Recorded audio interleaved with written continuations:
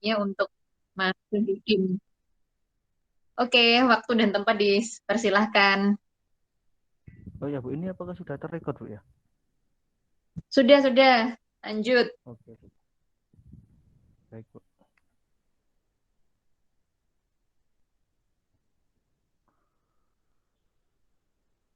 Oke, baik.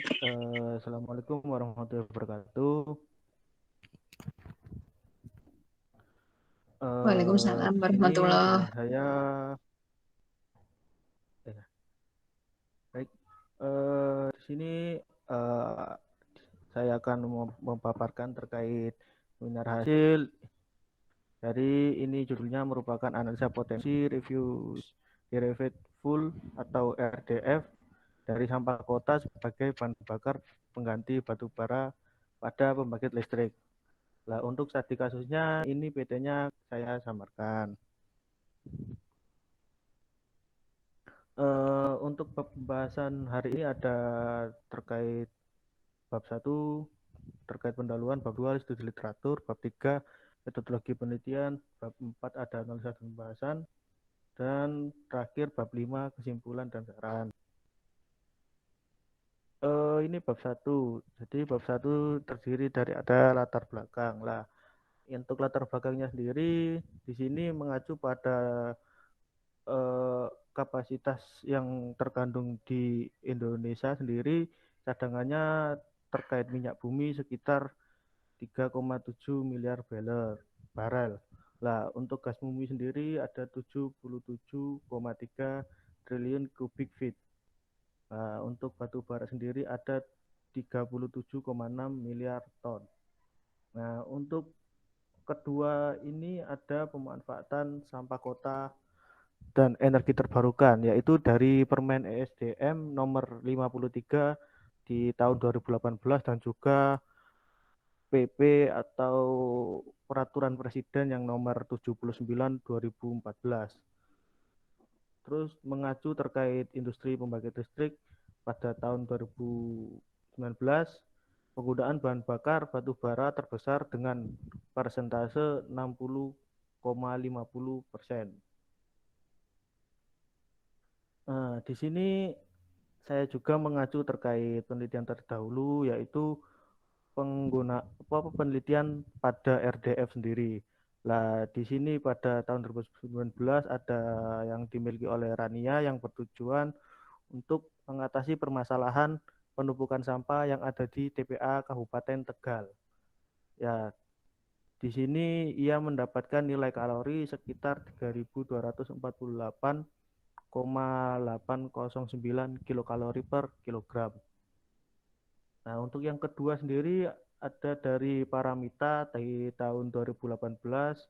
Di sini ia menganalisa potensi RDF pada sampah kota di TPA Jeruk Legi, Kabupaten Cilacap.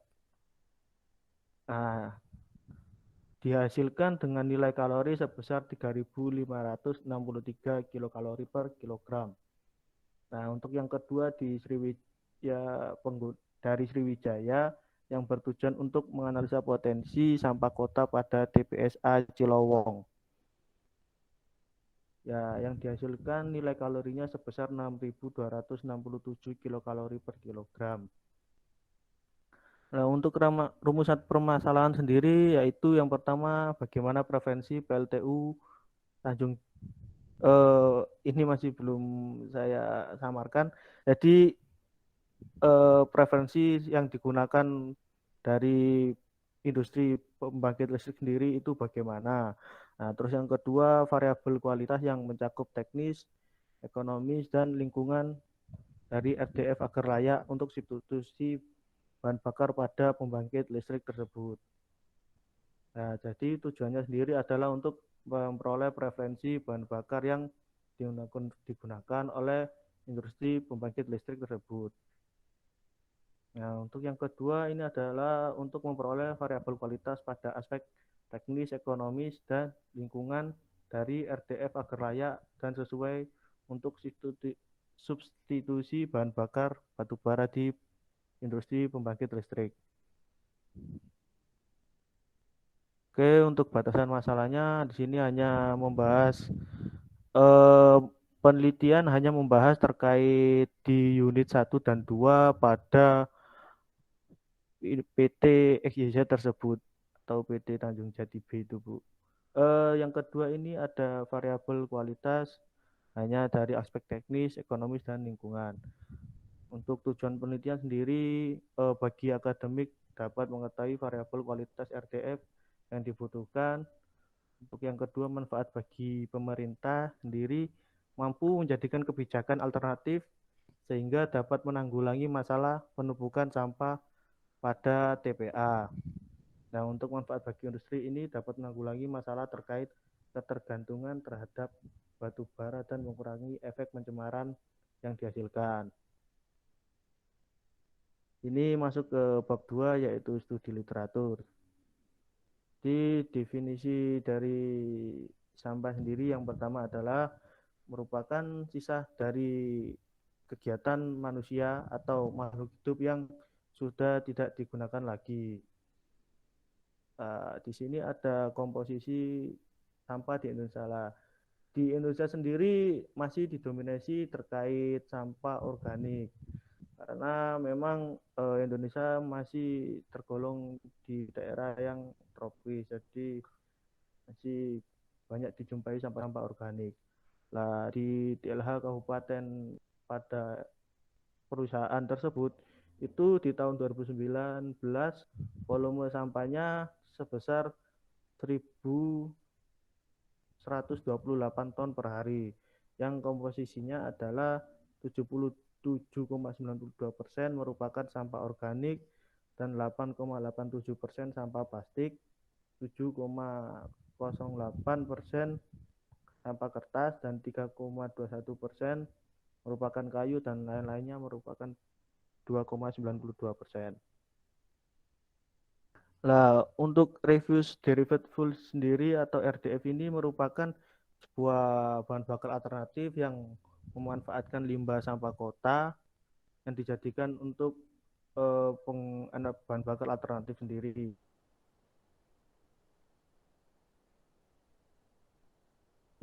Jadi di sini bertujuan untuk menanggulangi masa penumpukan sampah dan juga ketergantungan dari penggunaan bahan bakar energi fosil sendiri.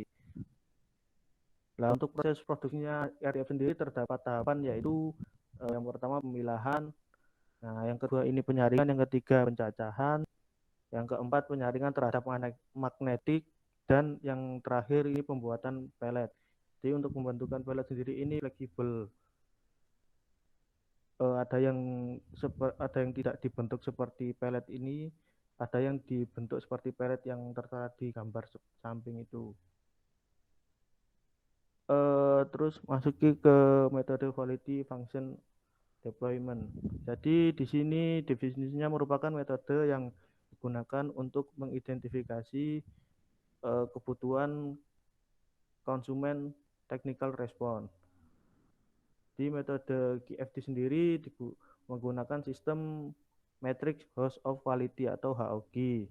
Jadi penggunaan sistem HOQ ini bertujuan untuk mengkonversikan kebutuhan customer terhadap persyaratan teknis. Ini kira-kira gambaran dari Matrix Host of Quality sendiri. Sekarang masuk ke bab 3. Jadi untuk bab 3 sendiri metodologi penelitian. Untuk sendiri diagramnya mulai dari perancangan parameter kualitas RDF untuk PLTU. Nah, untuk yang kedua studi literatur. Jadi studi literatur ini berkaitan terkait karakteristik RDF. Terus yang kedua kebutuhan energi pada PLTU. Nah, untuk step selanjutnya ini pengumpulan data. Di sini ada data primer dan data sekunder.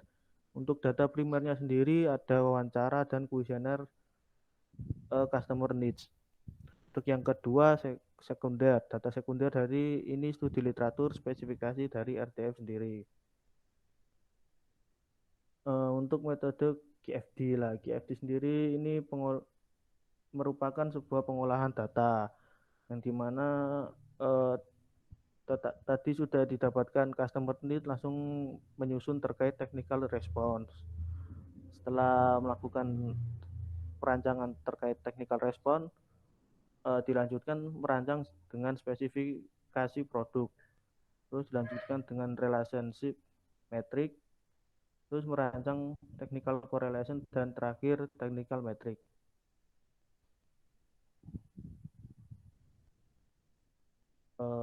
Ini langsung terkait masuk ke di bab 4. Jadi di mana sekarang ini melakukan terkait analisa dan pembahasan. Nah, untuk yang pertama ini terdapat customer need lah.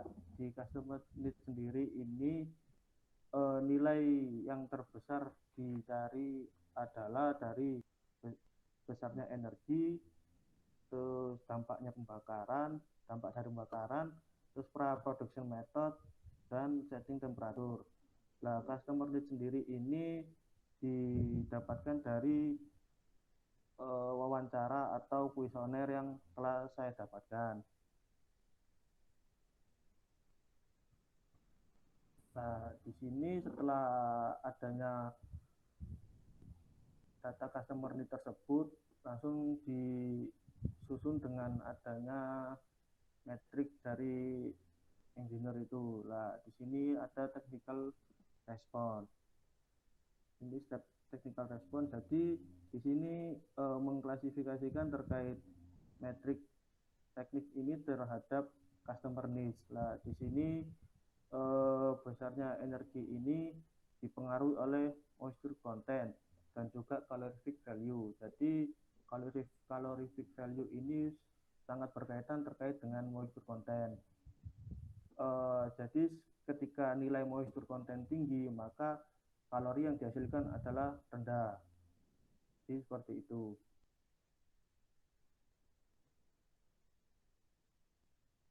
Lanjut untuk menyusun terkait spesifikasi produk. Nah, di sini menyusun spesifikasi produknya ini merupakan terkait benchmarking. Nah, dari benchmarking sendiri ini terpilihnya adalah kokopit, karena modus yang sering muncul pada kuesioner adalah dari kokopit sendiri. Nah, di sini didapatkan nilai dari kokopit itu kalori yang terkandung adalah sekitar 4.027 kilokalori per kilogram, dan juga moisture content-nya sekitar 10%. Untuk karbon monoksidanya sendiri dia masih terlalu tinggi sekitar 105. Untuk as content-nya itu ada di 3,78%.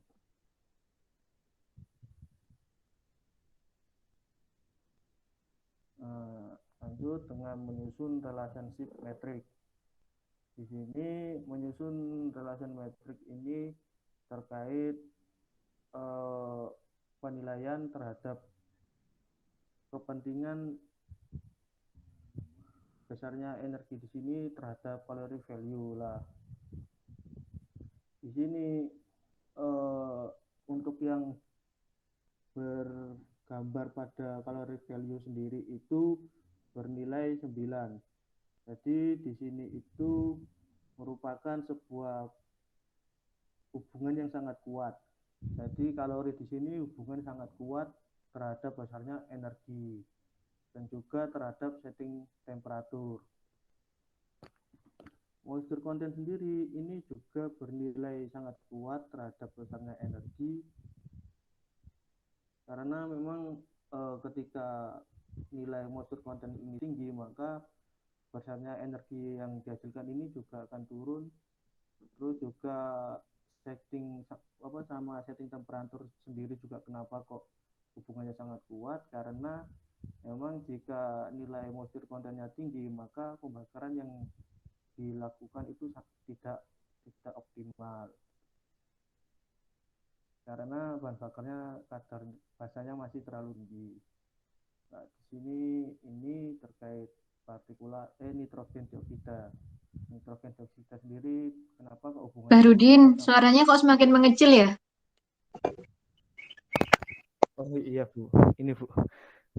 Oke, oke. Untuk nitrogen dioksida sendiri hubungan sama setting temperatur kok sangat kuat karena memang nitrogen dioksida ini mempengaruhi lambatnya pembakaran. Jadi untuk setting temperaturnya juga tidak optimal. Nah, terus untuk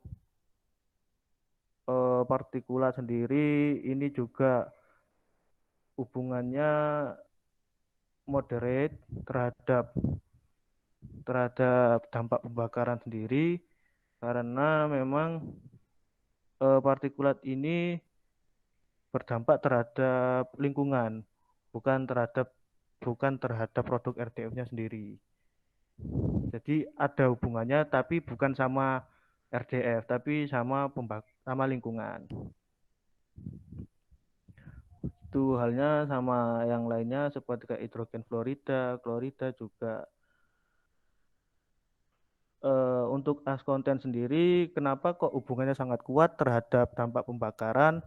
Karena dari sisi lain memang as konten sendiri bukan secara langsung berdampak terhadap RDF, tetapi dari as konten sendiri ini bentuk dari as konten akan dimanfaatkan sebagai kayak batu bata atau batako di daerah pinggiran dari sampingan dari PLTU tersebut, Bu.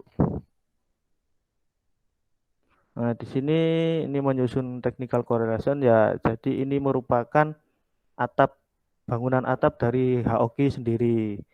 Nah, di sini kena di bagian bawahnya atap, di bagian bawahnya atap ini moisture content kenapa kok diminimalkan?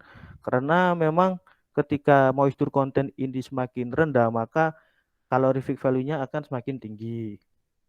Terus untuk calorific value-nya kenapa kok dimaksimalkan? Karena memang semakin tinggi kalori maka semakin efisiensi terhadap pembakaran. Terus nitrogen dioksida juga kenapa direndahkan, diminimalkan karena memang nitrogen dioksida sendiri memperlambat terkait pembakaran. Terus dengan variabel partikulat, hidrogen fluorida, klorida, merkuri, kadmium, timbal, arsenik, nikel, klorin ini merupakan sesuai target. Jadi di mana ada ketetapan dari Kementerian Lingkungan Hidup dan juga ketetapan sendiri dari pihak perusahaan untuk sesuai target di mana nilainya jika kelebihan itu maka dapat mencemari lingkungan sekitar. Jadi di sini as konten juga ditingkatkan karena memang di sisi lain memang ini dibutuhkan dibuat batu bata. Terus karbon monoksida sendiri ini diminimalkan karena berdampak terhadap makhluk hidup, jadi mengganggu pernapasan. Terus juga sulfur dioksida juga ini diminimalkan. Baik, ini di poin 6 ada karakteristik terkait di PT XYZ tersebut. Jadi untuk caloric value-nya sendiri ini dia menetapkan di paling minimal 4.600 kilokalori per kilogram. Terus terkait terkait moisture content-nya sendiri ini sekitar 20% paling maksimal. Terus untuk as kontennya sendiri ini datanya memang masih sepenuhnya untuk turun karena memang terkait data mentah sendiri itu masih belum ada, masih belum bisa turun. Terus untuk kemarin kan sudah dimasukkan terkait kuesioner. Lah di kuesioner tersebut sendiri masih belum dapat izin untuk beredar di sana, tetapi beredar di kalangan-kalangan pekerja saja, bukan mendapatkan izin. Jadi ini memakai PT XYZ. Kalau mendapatkan izin legalitas, eh, penelitian ini masih tetap memakai PT yang tertera tersebut. Eh, jadi untuk partikulat sulfur dioksida, nitrogen dioksida ini mengikuti terkait peraturan dari Kementerian Lingkungan Hidup. Jadi untuk partikulat sendiri ini ada 100 mg per nanometer kubik. Untuk sulfur dioksida ini ada 550 miligram per nanometer kubik. Nitrogen dioksida di sini 550 miligram per nanometer kubik. Untuk karbon monoksidanya sendiri ada di angka 43,7%. Terus untuk merkurinya sendiri ada 0,03 miligram per nanometer kubik. Jadi untuk analisa metode GFD-nya sendiri ini di rank IMP-nya atau importance response sendiri tingkat kepentingan caloric value sendiri ini menginjak di ranking pertama karena memang dari energi alternatif memang ini yang perlu diperhatikan sendiri itu di tingkat kalori karena di PT tersebut merupakan pembangkit sekelas Jawa Bali atau dia menggunakan mesin yang bisa menghasilkan listrik sekitar 660 megawatt. Jadi kurang lebih minimal kalorinya sekitar 4.600 kilokalori. Nah, untuk sulfur dioksidanya sendiri ada di 4,75%, terus partikulat ketiga, terus di nitrogen dioksida ada 4,25%. Nah, jadi variabel yang baik dari IMP sendiri ini kalau dilihat dari aspek ekonomis di sini yang pertama memang yang perlu diperhatikan di calorific value dan moisture content. Nah, untuk aspek teknisnya sendiri ini ada as content dan juga klorin. Nah, untuk aspek lingkungannya di sini ada sulfur dioksida dan juga nitrogen dioksida dan partikulat.